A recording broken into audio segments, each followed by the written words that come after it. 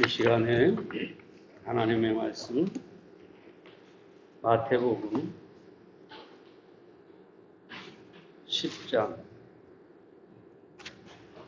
1절부터 8절에 있는 말씀을 보겠습니다.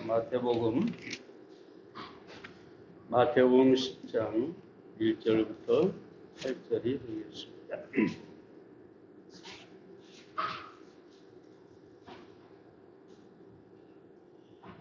예수께서 그 12 제자를 부르사 더러운 귀신을 쫓아내며 모든 병과 모든 약한 것을 고치는 권능을 주시니라. 12 사도의 이름은 이러하니 베드로라 하는 시몬을 비롯하여 그의 형제 안드레와 세베대의 아들 야고보와 그의 형제 요한, 빌립과 바돌로메, 도마와 세리마테, 알페오의 아들 야고보와 다데오, 가나안이 시몬과 및 가롯 유다, 본 예수를 판 자라. 예수께서 이 12를 내어 보내시며 명하여 가라사대 이방인의 길로도 가지 말고 사마리아인의 고을에도 들어가지 말고 차라리 이스라엘 집에 잃어버린 양에게로 가라. 가면서 전파하여 말하되 천국이 가까웠다 하고 병든 자를 고치며 죽은 자를 살리며 문둥이를 깨끗하게 하며 귀신을 쫓아내되 너희가 거저 받았으니 거저 주어라.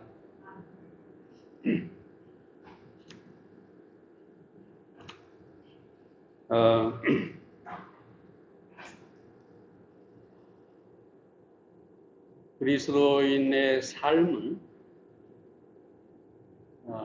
세상 사람들의 삶과 그 길이 달라야 합니다. 목적하는 바가 달라야 합니다. 오늘 이 본문에 보면 우리 그리스도인이 어떤 사람이고 어떤 삶을 살아야 할 것인가를 보여주고 있습니다. 그럼 우리는 어떤 삶을 살아야 할까요? 첫째로 우리는 부르심을 입었습니다. 1절을 다시 봅니다. 예수께서 12 제자를 부르사라고 합니다. 예수님께서 제자들을 부르셨다. 예수님이 제자들을 만나시고 부르시는 순간에 제자들의 삶은 완전히 달라졌습니다. 무슨 말이냐 하면 갈릴리 바다에서 매일 물고기를 잡고 살아가던 사람들이었어요. 어떤 제자는 세관에 앉아서 로마를 위해서 세금을 거둬들인 그런 일을 하고 있었어요. 어떤 사람들은 유대의 독립을 위해서 열심당원으로 싸우던 사람도 있었어요. 자, 중요한 것은 저들이 어떤 삶을 살았든지 간에 예수님을 만나기 전에 저들의 삶은 어떤 의미도 목적도 없었다는 것이죠. 그런데 예수님께서 그들을 불러서 구원하는 순간에 그들의 삶은 달라지기 시작을 합니다. 하나님을 만나고 예수님의 부르심의 음성을 들은 사람은 그 인생이 달라질 수밖에 없습니다. 성경은 사실 하나님의 부르심으로 가득하죠. 창세기부터 계시록까지 하나님께서 사람을 부르시는 분이다. 예를 들어서 창세기 3장 8절에 보면 동산 나무의 숨은 아담을 향해서 아담아 내가 어디 있느냐 이렇게 부르시죠. 네가 어디 있느냐. 아담이 범죄하고 하나님을 피해서 동산의 나무 사이에 숨어서 나오지를 않아요. 물론 하나님은 그가 어디 있는지 아십니다. 그럼에도 불구하고 아담아 네가 어디 있느냐. 그 말은 예수님이 하나님의 아담이 어디 있는지를 몰라서가 아니라 아담이 스스로 하나님 앞에 나오기를 원하신 것이죠. 그래서 아담이 하나님 앞에 나왔고 우리가 잘 아는 것처럼 아담에게 가죽옷을 입혀서 아담을 구원해 주신 것을 보게 됩니다. 얘기를 잠깐 하고 넘어가죠. 아담이 범죄한 다음에 그 죄로 인해서 수치를 느꼈다고 했습니다. 그래서 무화과 나무 잎으로 옷을 만들어 입었어요. 여기서 이 무화과 나무는 나무 잎은 우리가 잘 아는 대로 율법의 행위고 자기의고 하나님 앞에 자기가 무엇인가 내놓고자 하는 거예요. 그래서 자기 행위로 옷을 만들어 입고 수치를 가리려고 하는 거죠. 죄를 가리려고 하는 것이죠. 그러나 무화과 나무 잎은 금방 마르게 되어 있어요. 수치를 가릴 수가 없죠. 죄를 가릴 수가 없죠. 오늘날 많은 기독교인들이 이 무화과 나무 잎, 자기 행위, 하나님 앞에 열심을 내는 것, 그것으로 자기를 가리고 바리새인들처럼 스스로 의롭다고 착각을 합니다. 그러나 여러분, 결코 무화과 나무 잎으로 몸을 가리지 못하듯이 자기 행위의 의로 말미암아 자기의 죄를 가릴 수가 없는 것입니다. 오직 그래서 하나님께서 아담과 하와를 위해서 죄 없는 짐승을 잡고 그 짐승의 가죽옷을 입혀 수치를 가려 주셨습니다. 여기서 이 죄 없는 짐승은 바로 예수 그리스도를 말합니다. 예수 그리스도께서 십자가에 죽으시고 그 피를 흘리시고 우리에게 의의 옷이 되어 주셨습니다. 그러므로 누구든지 예수 그리스도 옷을 입은 사람은 하나님 앞에 담대하게 나아갈 수가 있게 되는 것입니다. 예수 그리스도로 의의 옷을 입은 사람은 구원을 받게 되는 것입니다. 우리 모두가 다 다른 옷을 입고 있죠. 그러나 한 가지 분명한 사실은 우리 모두 예수 그리스도의 옷을 입고 있다는 것입니다. 만약에 여러분이 예수 그리스도의 옷을 입고 있지 않다면 아무리 교회에 와서 이 예배를 드리고 찬송을 하고 하나님 앞에 무엇을 드린다고 해도 하나님은 받지 않으십니다. 하나님은 죄인의 예배를 받지 않으시기 때문입니다. 예수 그리스도의 보혈로 그 십자가로 말미암아 의롭게 된 사람, 구원받은 사람의 예배를 하나님이 기뻐 받으십니다. 보세요. 예수님께서 오셔서도 나는 죄인을 부르러 왔다. 죄인을 구원하기 위해서 오신 예수님이시죠. 여러분, 사람은 어떻게 사느냐, 무엇을 소유했느냐, 어떤 외모를 가지고 있느냐, 이게 중요한 것이 아니고 진정으로 내가 누구냐, 내가 어떤 사람이냐, 이것이 더 중요합니다. 다시 말씀드리면 소유보다 존재가 중요하다는 것입니다. 우리가 무엇을 가졌느냐가 아니라 우리에게 생명이 있느냐 없느냐, 이것이 더 중요하다는 것입니다. 마태복음 19장에 보면 우리가 잘 아는 부자 청년 얘기가 나오죠. 이 부자 청년이 예수님 앞에 와서 묻습니다. 내가 어떻게 하여야 영생을 얻으리? 이 청년은 생명에 대해서 물어요. 존재의 가치를 부여하고 있지. 어떻게 해야 영생을 얻을 수 있습니까? 그런데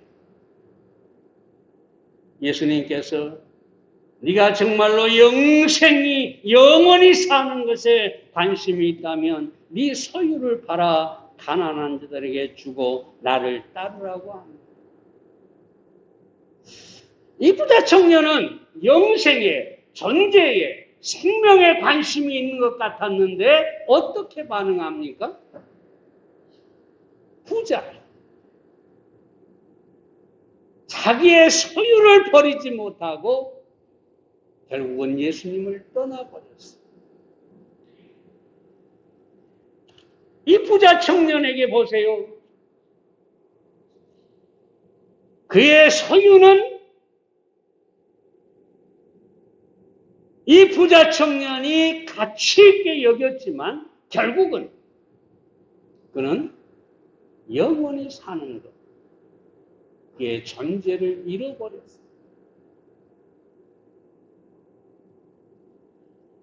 여러분, 중요한 것은 이것입니다. 우리가 하나님의 부르심으로 말미암아 생명을 얻는 것, 구원받은 사람이 되는 것, 이것이 세상의 어떤 것들보다 더 가치가 있다는 것입니다. 그러므로 우리는 하나님 앞에 참으로 감사해야 합니다. 왜냐? 우리는 복음을 들었고 복음을 믿었고 예수 그리스도를 우리 마음에 영접해서 하나님의 자녀가 되고 구원을 이미 얻었기 때문입니다. 우리는 이미 영생을 소유했기 때문에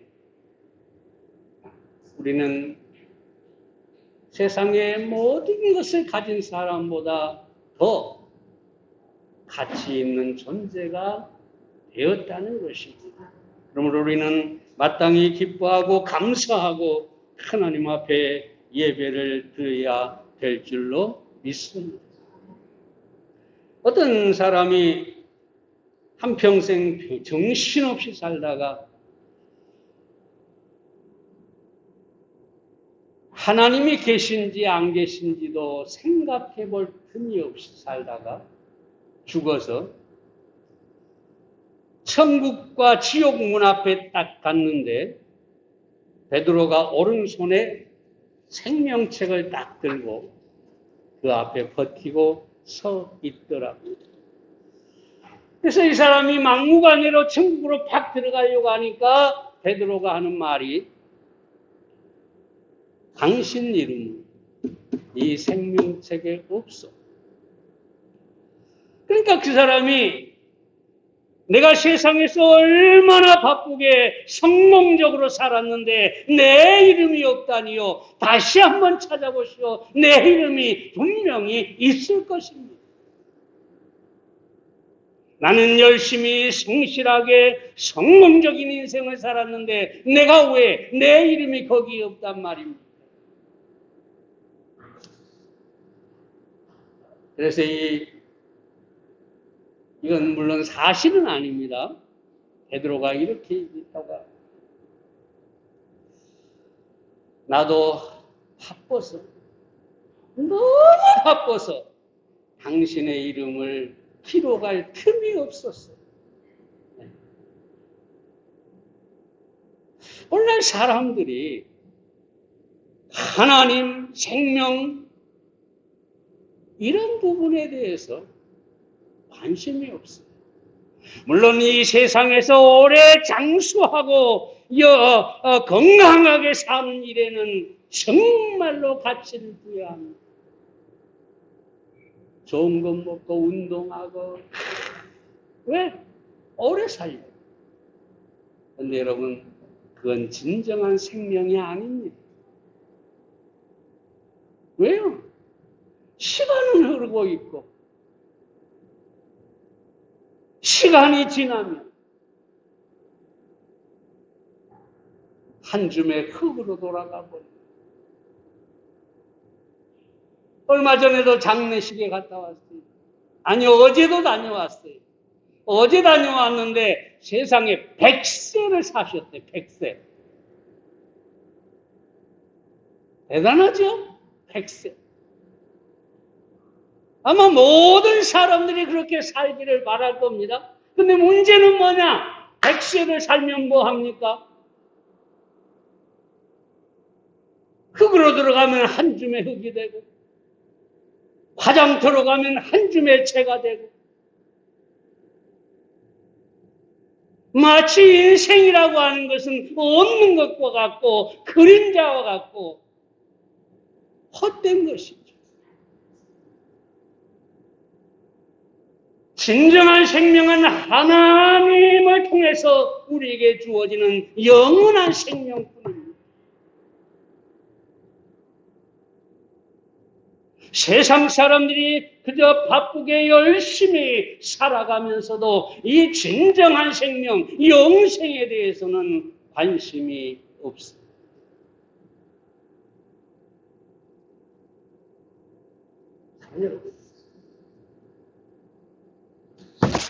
그러나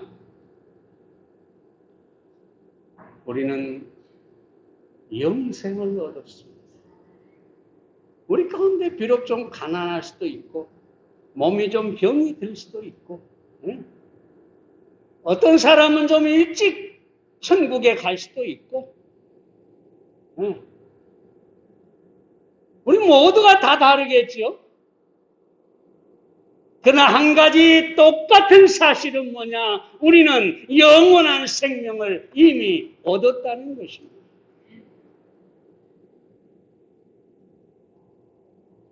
파스칼이 팡세에서 인간을 세 가지 유형으로 말하는데, 먼저 하나님이 계시나 안 계시나 상관없이 하나님에 대하여 무관심한 사람이 있다. 그들의 관심은 오로지 세상에만 있고 소유에만 있다.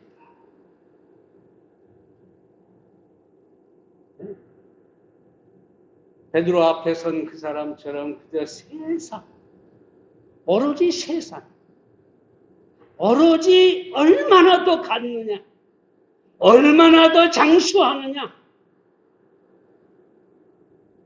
이런 사람이 있다.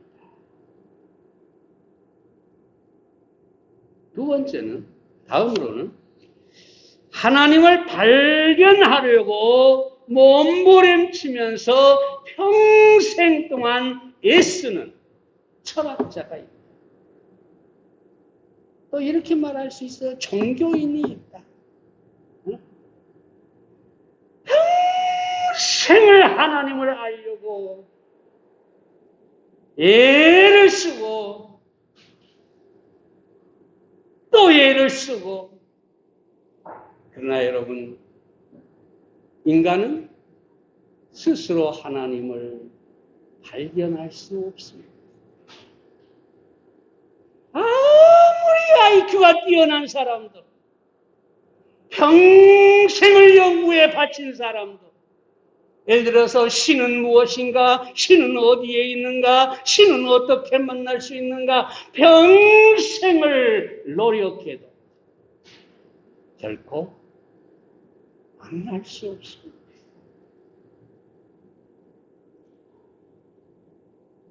기독교인들도 이 철학자 같은 사람들이 있어요. 그래서 어떻게 하든지 하나님을 만나고 구원을 받으려고 그렇게 애쓰는데 여러분, 만날 수가 없어요. 심지어 어떤 사람은 예수님 제발 꿈에라도 한 번만 보여주십시오. 그렇게 하는 사람 많아요. 근데 여러분, 세 번째, 이 파스칼이 이렇게 얘기합니다.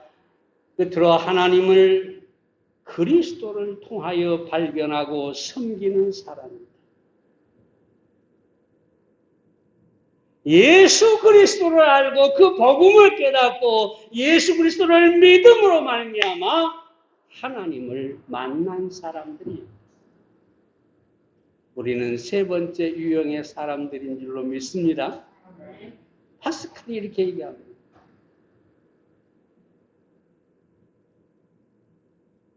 그리스도를 통해서 하나님을 발견한 사람이 행복한 사람.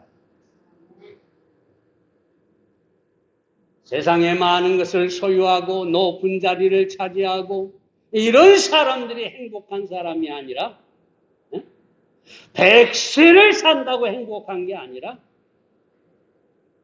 예수 그리스도를 통해서 하나님을 만난 사람, 영생을 얻은 사람, 그 사람이 행복한 사람. 여러분이 이미 우리 주님의 부름으로 말미암아, 부르심으로 말미암아 영생을 얻었고 천국의 소망 가운데 사는 사람들인 줄로 믿습니다. 그렇다면 여러분은 진정으로 행복한 사람입니다. 좀 제발 세상의 눈을 돌리고 세상 바라보면서 나는 불행하다, 나는 없다, 나는 약하다, 나는 왜 이러지 마시고 나는 영생을 얻었다. 나는 하나님을 만나. 나는 행복한 사람이다. 나는 행복한 사람이다. 그렇게 여러분들이 믿으시고 말하시기를 바랍니다. 두 번째로, 우리는 보냄을 받았습니다. 5절 말씀 봅니다. 예수께서 이 12를 내어 보내시며, 예수님께서 제자들을 구원으로 부르셨을 뿐만 아니라 사명을 위해서 부르셨습니다. 마태복음 4장 19절에서 주님은 말씀하시되 나를 따라오너라, 내가 너희로 사람을 낚는 어부가 되게 하리라. 사람을 낚는 어부. 이 제자들의 삶을 완전히 뒤바꿔버린 엄청난 부르심입니다.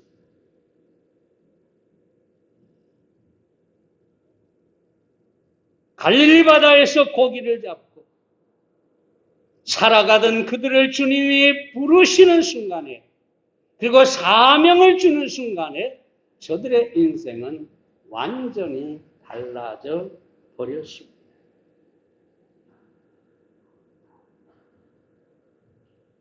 인생에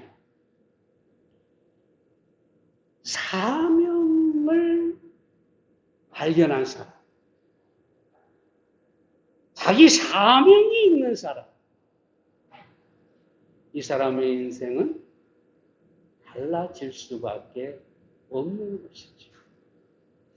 마크 팔머라는 사람이 이런 얘기를 합니다. 인생에 있어서 나의 할 일이 무엇이냐 하는 것은 내가 누구냐라고 하는 질문에서 찾아야 한다. 내가 누구냐 하는 질문에 대한 대답은 내가 누구의 것이냐 하는 데서 얻을 것이다. 내가 할 일이 뭐냐, 나의 사명이 뭐냐, 이건 어디서 찾느냐, 내가 누구냐에서 찾아야 됩니다. 근데 그 내가 누구냐는 또 어디서 찾느냐, 내가 누구의 것이냐. 앞 뒷부분을 보면은 내가 누구냐 하는 질문에 대한 대답은 누구의 것이냐 하는 데서 얻을 것이다 그랬는데, 그리스도인은 구원받은 성도들은 누구의 것입니까? 그리스도의 것입니다. 하나님의 것입니다. 내가 하나님의 것이라고 하는 사실을 알면 내가 누구냐를 알게 되고 그 다음에 내가 무엇을 해야 할 것이냐를 알게 된다는 것입니다.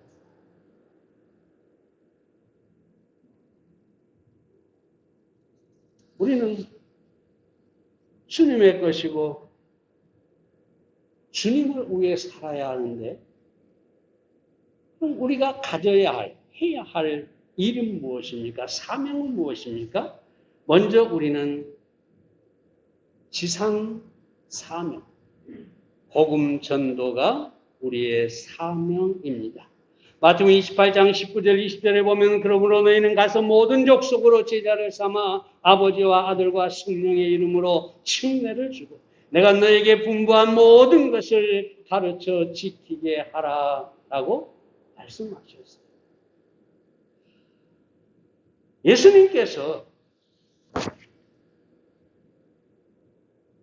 자신이 이 땅에 사명을 가지고 오셨죠.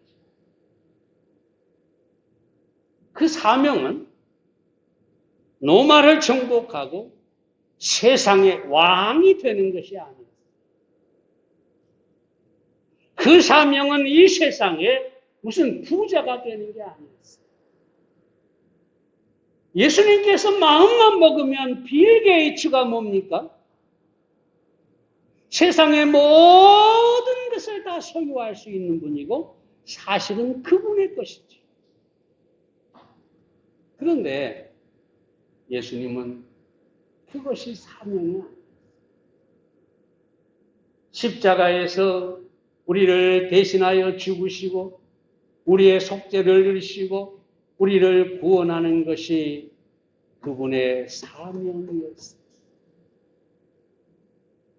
그 사명을 누구에게 맡겼느냐? 제자들에게 맡기십니다. 너희가 이제 사람을 낚는 어부가 되리라 제자들에게 그 사명을 맡기셨어요. 그리고 마태복음 여기 28장에서 너희는 모든 구원받은 성도들을 말합니다. 그러므로 우리 모두는 동일한 사명을 가지고 있는데 바로 복음을 전하는 사명을 가지고 있습니다. 다음으로 우리는 각 개인에게 주어진 사명이 있습니다. 이 사명은 아주 평범한 것일 수 있습니다.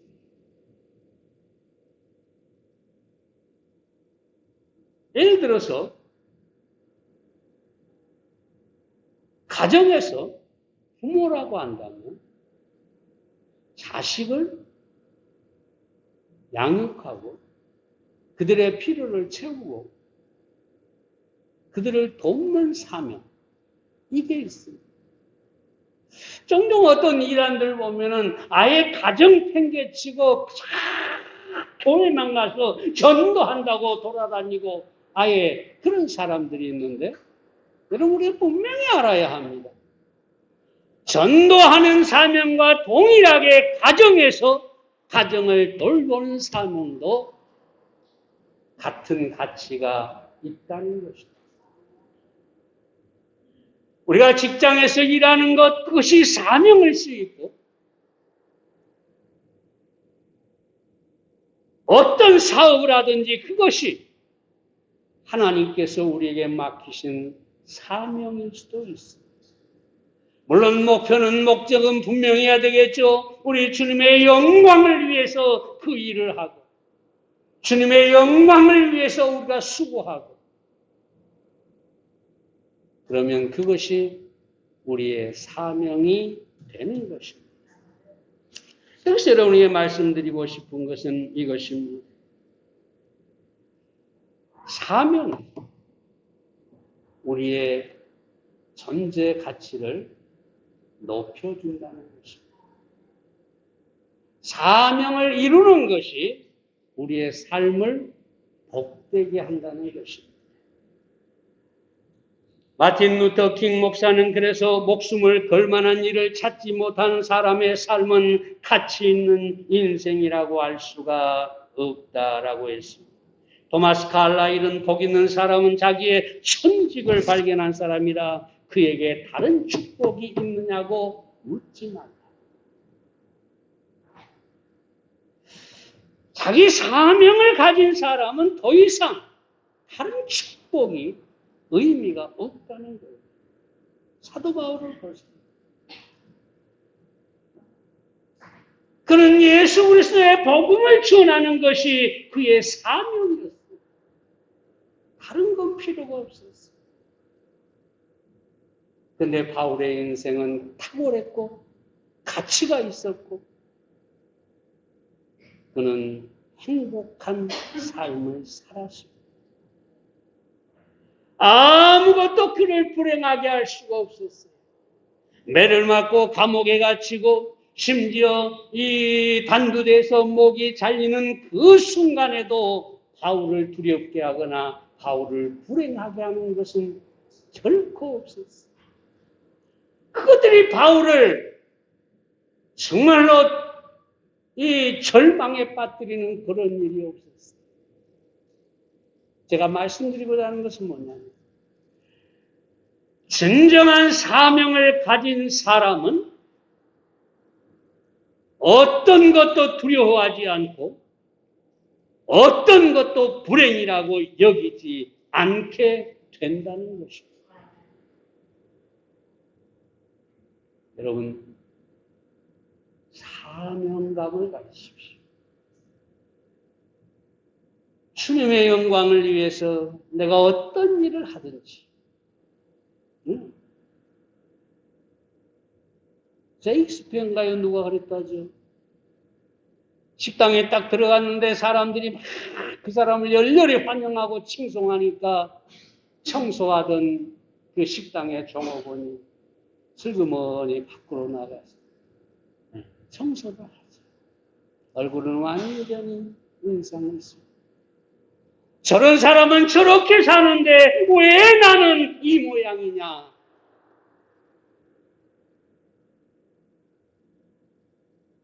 정확한지는 모르겠어요. 셰익스피어인지 아니면 그 마틴 루터 킹인지 모르겠는데 그 청소벽에 나와가지고 얘기하죠. 나는 지금 하나님의 정원을 쓸고 있다.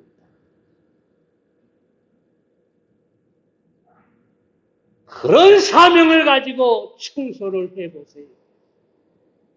네? 만약에 내가 그런 사명을 가지고 청소를 한다면 청소하는 것이 내게 불행일 수가 없는 거죠.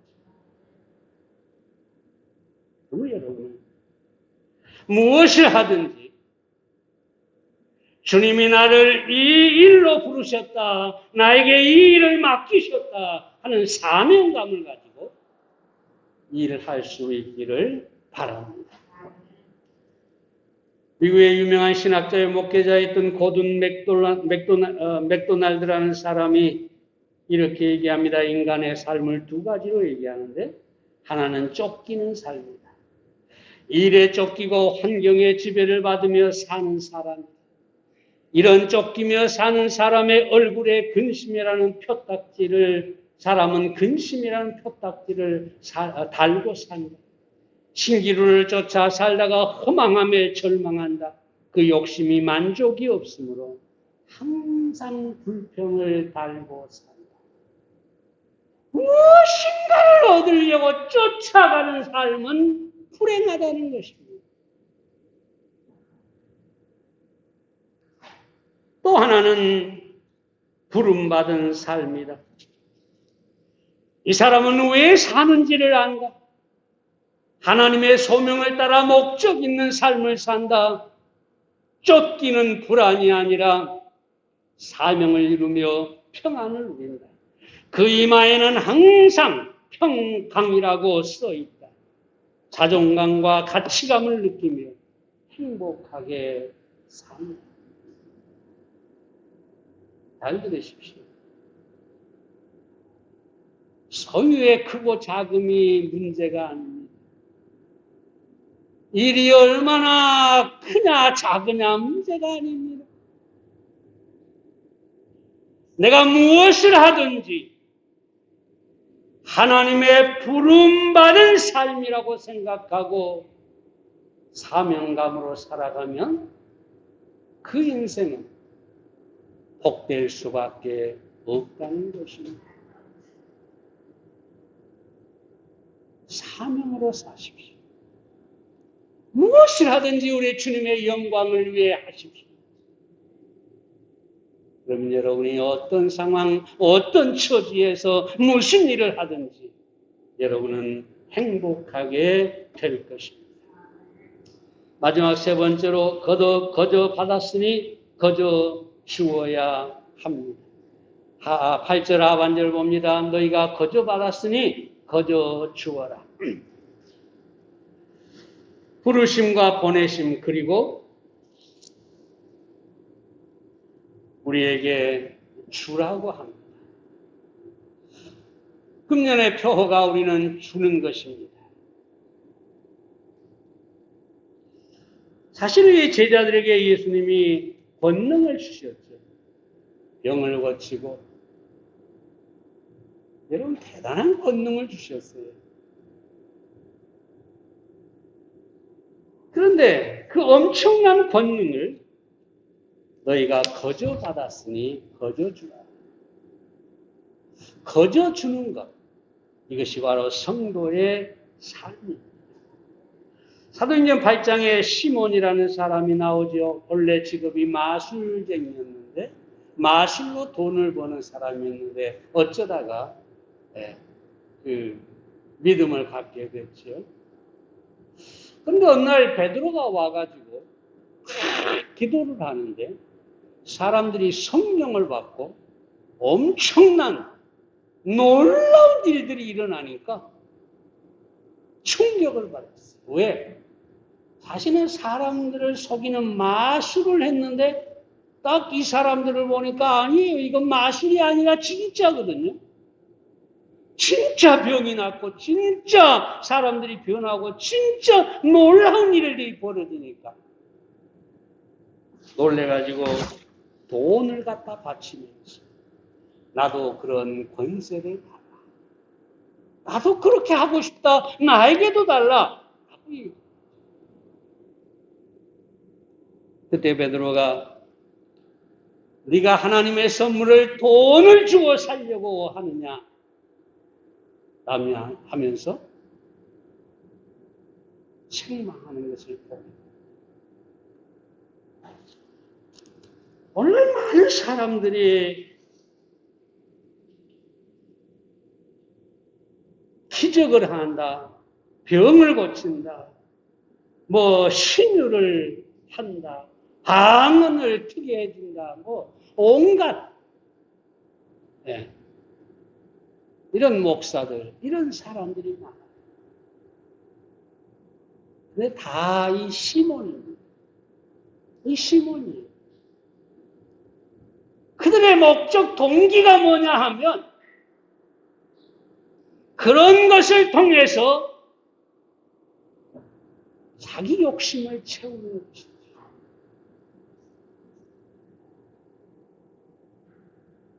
근데 이게 나 모르겠지만 내가 수원에 어디 가서 설교를 했는데 그 교회가 그 전에 어떤 부흥사를 데려다 설교를 했대요. 뭐라고 했냐? 아이를 낳게 해준다는 거예요. 아이가 없는 거예요. 그럼 어떻게 하겠어요? 정성을 다해서 500만 원인가를 콱 갖다가 그 목사님에게 바쳤대요. 이런 지저분한 얘기를 안 하려고 했는데 하다 보니까 우리나라의 유명한 어떤 교회 목사가 세습을 하면서 제가 분명히 들었는데 뭐라고 얘기하느냐, 이 많은 재산을 나밖에 관리할 사람이 있다 없다, 누가 이것을 관리하겠느냐, 자기 아들을 목사로 앉혀놓고 자기가 그 재산을 관리하겠다는 거예요.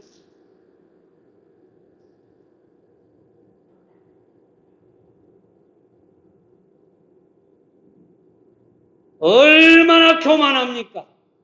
나 아니면 안 된다. 네.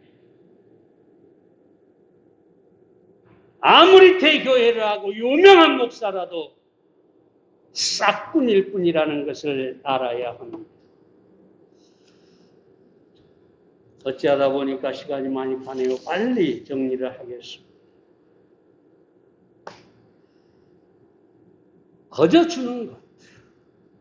이것이 성도의 삶이고 축복의 삶입니다. 그렇다고 아무나 와가지고 나 주시오, 나 돈 필요하요 그런다고 다 주라는 얘기는 아니에요. 꼭 필요한 사람. 하나님의 뜻 가운데서 베푸는 것을 말하는 것이죠. 왜 우리가 주어야 합니까? 주는 것이 더 많이 받는 비결이기 때문에. 이건 우리가 첫 주에 말씀드렸습니다. 주라 그리하면 너희에게 줄 것이다. 우리가 누군가에게 준다는 것은 하나님을 기쁘시게 하는 일이고 하나님께서 그 기쁨으로 거저 주는 자에게 더 많이 베풀어 주시는 것입니다. 두 번째, 다음으로는 주는 것이 사람을 얻는 비결이기 때문에 여러분 주는 것이 왜 축복입니까? 움켜쥐는 것은 사람을 잃어버리게 합니다. 근데 주는 것은 사람을 얻게 합니다.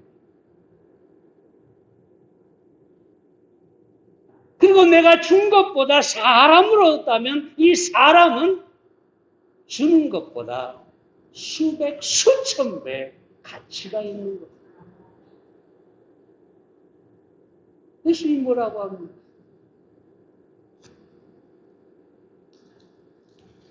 내가 나를 따라오라 내가 너희를 사람을 낚는 어부가 되게 하리라 하셨는데 물고기 수천 마리를 잡는 것보다 한 영혼을 주님 앞에 인도해서 사람을 얻는 것 이것이 훨씬 가치가 있는 것입니다. 그래서 베드로와 모든 제자들의 삶이 탁월하게 바꾸어지게 된 것입니다. 존 맥스웰이라는 사람은 신뢰의 법칙에서 윌리엄 주니어의 말을 소개합니다. 자기 이익을 쫓아 이기적으로 행동하는 사람은 그를 위해 일하는 오직 한 사람, 자기 자신만을 소유할 뿐입니다. 그러나 다른 사람 10명을 도와 그들의 문제를 해결을 위해 노력하는 사람은 그를 위해 일하는 10사람을 얻게 됩니다. 다시 말하면 나만을 위해 사는 이기적인 사람은 자기만 소유하지. 주는 사람, 많은 사람을 얻게 된다는 것입니다. 사람을 얻는 그런 삶이 성도의 삶인 줄로 압니다. 마지막으로 거저 주는 삶은 하늘의 상을 쌓기 때문입니다. 이것도 첫 주에 이미 말씀을 드렸습니다. 하늘의 상. 지금은 우리에게 희미하고 분명하지 않을지 모르지. 그래서 하늘의 상에 대해서 무관심할지 모릅니다. 그러나 언젠가 우리는 반드시 심판대 앞에 서게 될 것입니다. 상을 얻게 될 것입니다. 상을 얻지 못한 사람들은 부끄러움을 당하게 될 것입니다. 그러므로 우리는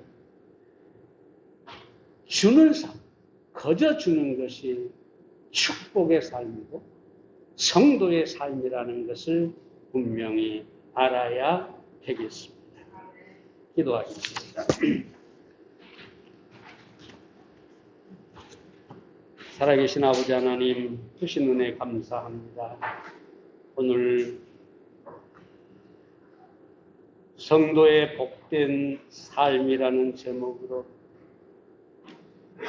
예수님께서 우리를 불러 구원하셨고 영생을 주셨으니 예수님께서 우리에게 사명을 주셔서 복된 삶을 살게 하셨고 우리에게 주신 모든 것은 그저 필요한 사람에게 줄 수 있는